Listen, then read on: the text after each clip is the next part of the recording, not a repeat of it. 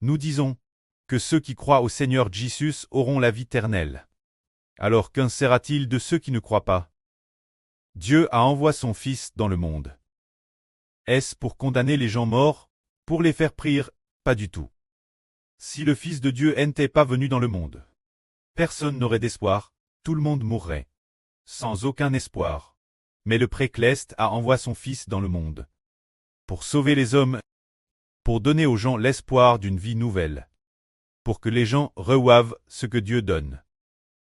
Reçoivent la vie nouvelle venant de Dieu. L'espoir de la vie éternelle. Quelle est la durée de cette vie éternelle?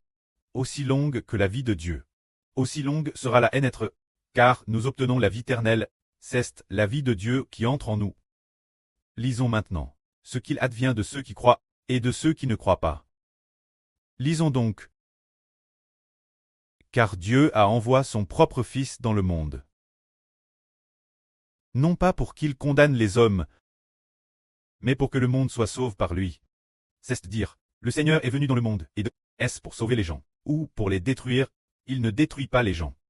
Il est venu dans le monde pour que les gens soient sauvés par lui, pour qu'ils ne meurent pas, mais qu'ils aient la vie éternelle. Il est dit ici, celui qui croit au Fils n'est pas condamné. Celui qui ne croit pas au Fils est DJ condamné, parce qu'il n'a pas cru au nom du Fils unique de Dieu. Croire au Fils, c'est croire en Jésus. Ceux qui croient en Jésus, puisque le Seigneur Jésus a DJ pour nos péchés a été crucifié pour nous. Ceux qui croient en lui. Croire en lui, c'est l'accepter. Ceux qui sont sous son nom, alors leurs péchés sont pardonnés. Ils ne sont plus condamnés. Bien que tout ce que nous avons commis, tous les péchés passent, soit effac d'entrée, ne soit plus pris en compte, car le Seigneur a dit pour nos péchés. Dieu ne nous en tient plus rigueur.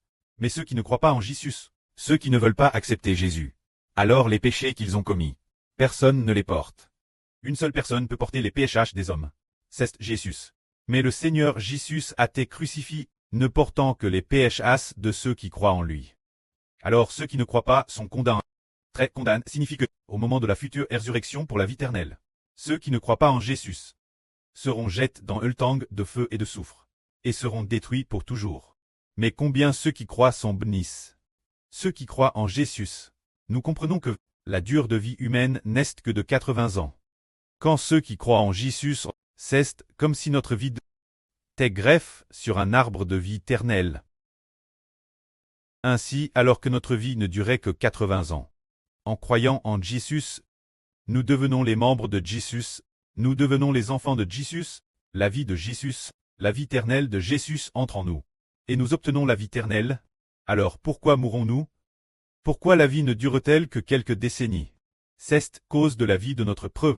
Notre vie vient de notre preux et de notre MRE. La vie de nos parents terrestres n'est que de 70 ans. En eux. La vie de nos parents n'a pas l'éternité. Ils ne peuvent pas nous fournir la vie éternelle. Donc notre vie ne peut pas non plus obtenir la vie éternelle. Mais maintenant, nous devenons les enfants du Seigneur. En croyant au Seigneur Jésus, on devient les enfants sous son nom. Il est la vie éternelle. Et cet arbre, lui, s'appelle l'arbre de vie. Le Seigneur Jésus est appelé l'arbre de vie. Cet arbre de vie est la puissance de la vie éternelle.